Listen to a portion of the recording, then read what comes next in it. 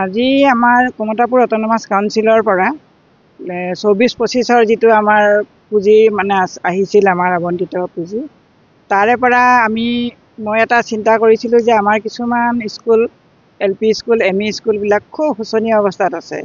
সেইবিলাকক কেনেকৈ আমি মানে চিনা পৰিচয়টো কৰিবৰ কাৰণে কেনেকৈ আমি কি কৰিলে অলপমান হ'লেও সহায় কৰিব পাৰোঁ, ঠিক তেনেকৈ এটা চিন্তা কৰি মই মানে ষ্টীল আলমিৰা কিছুমান ধৰিছিলোঁ মই মোৰ মানে ফাণ্ডৰ পৰা।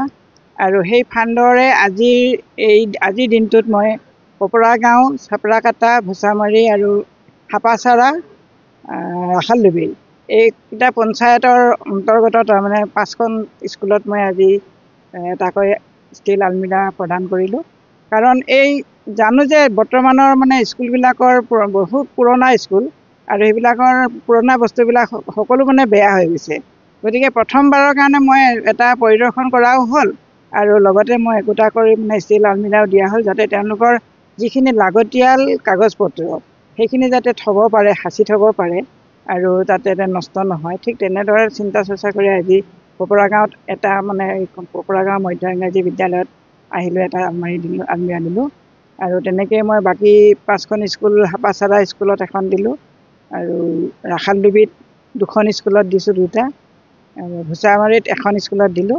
ঠিক তেনেকৈ আৰু পৰৱৰ্তী পৰ্যায়ত আৰু আছে কেইটামান, তেনেকুৱা কেইখনমান স্কুল আছে, সেইকেইখন স্কুলতো প্ৰদান কৰা হ'ব। কিন্তু আজি প্ৰথম পৰ্যায়ত এইকেইখন স্কুলত মই আজি প্ৰদান কৰিলোঁ আৰু নিজকে মই আজি খুব মানে সুখী অনুভৱ কৰিছোঁ, যাতে যিকেইখন স্কুলত দিছোঁ সেই স্কুলকেইখনৰ ষ্টাফখিনিয়ে প্ৰত্যেকে কৈছে যে আমি খুব এইটো মানে অভাৱ অনুভৱ কৰি আছিলোঁ, যে আপুনি আমাৰ অভাৱটো যে আজি পূৰণ কৰিলে তাৰ কাৰণে যেনেকৈ ধন্যবাদ দিছে, এই ধন্যবাদখিনি মই আচলতে ভগৱানৰ আশীৰ্বাদ হিচাপে মই গ্ৰহণ কৰিছোঁ।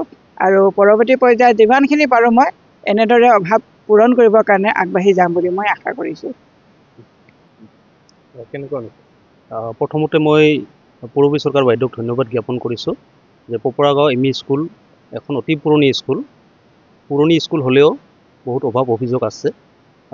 আলমিৰাৰ ক্ষেত্ৰত ক'বলৈ গ'লে পুৰণি আলমিৰা কাঠৰে নিৰ্মিত আছিলে। যিহেতু বানপীড়িত অঞ্চল, পপৰা গাঁও ME স্কুলত এটা সময়ত বানপানীৰ তলতে বুৰ গৈছিল।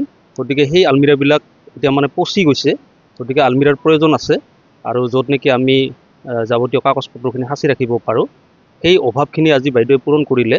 আৰু বিভিন্ন অভাৱ আছে, আমি বাইদেউক আপোনালোকৰ নিউজ চেনেলৰ জৰিয়তে অনুৰোধ কৰিব বিচাৰোঁ যাতে সেই সমস্যাখিনি আমি লিখিত আকাৰত দিম, তেওঁলোকে যাতে সমাধানৰ ক্ষেত্ৰত কিছু পদক্ষেপ লয়, তাৰ কাৰণে মই আশা ৰাখিছোঁ। আৰু আজি এটা সৰু সমস্যা সমাধান কৰি দিয়াৰ কাৰণে বাইদেউলৈ পুনৰ ধন্যবাদ জ্ঞাপন কৰিছোঁ।